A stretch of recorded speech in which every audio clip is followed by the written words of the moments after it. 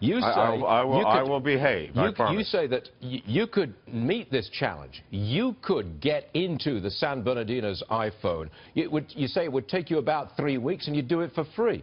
Well, why haven't you done it so far? Why haven't you done it yourself? Why not? Well, I don't have access to the phone. Number one, the FBI has to give it to me.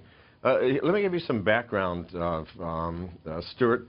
The fundamental problem is the FBI is asking Apple to do something which can be applied to all iPhones. It's like putting a back door.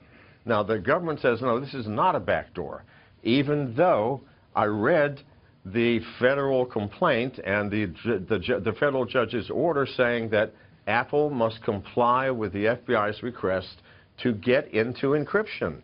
It's a back door. I don't care how they want to call it. Once they have it, then they can access anybody's phone, any encrypted messages. Okay. It's not just that. Wait a second. If you were given the phone, access to the phone in question, you say you could do it? Because the FBI has got the phone, and they've had a couple of months, and they can't do it. Why do you think that you could do it? Stuart, the FBI is made up of the government. The government technology, we know, is 20 years behind the rest of the world. They're 20 years behind the Chinese. Don't they have supercomputers at NSA and all the rest of it? Don't they have the best computers available, don't they?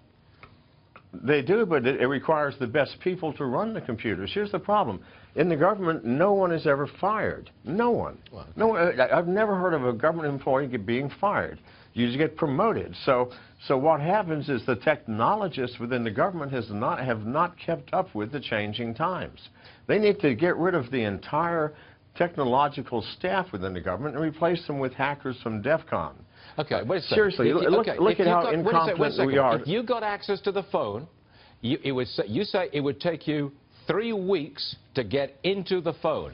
If you get into it, does that give you access to all other phones as well? Because that's a big argument on Apple's side. No, not at all. No, I'm not writing a new piece of software. They're asking Apple to write a new operating system for it. You know, and that will take them a year, by the way. I mean, that's crazy. No, I'm going to take it apart and look at it and figure it out. That is just for that one phone. It will do nothing for any other phone. But the only reason you say the FBI hasn't done it is that they're government and you're not. That's not a strong argument, you know. I think it's a very strong argument.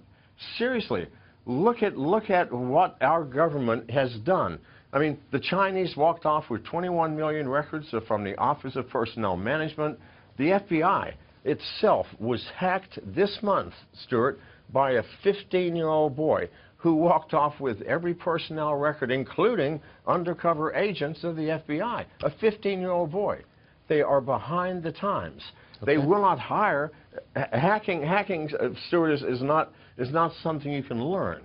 It's an innate talent, like mathematicians who can multiply two 100-digit numbers in their head instantly and give you an answer. Okay. Or Mozart or Bach. It's intriguing, the Juilliard School of Music can't. It is intriguing. It's very intriguing. John McAfee, thanks very much for doing a live interview with us again. Thanks for not pulling out some underwear or anything else. I behaved. You know? I behaved. Well, I should be able to be back on Fox's good graces now. If you're not careful. John McAfee, everybody. Thank you very much indeed, sir. We'll see you again soon. Thanks.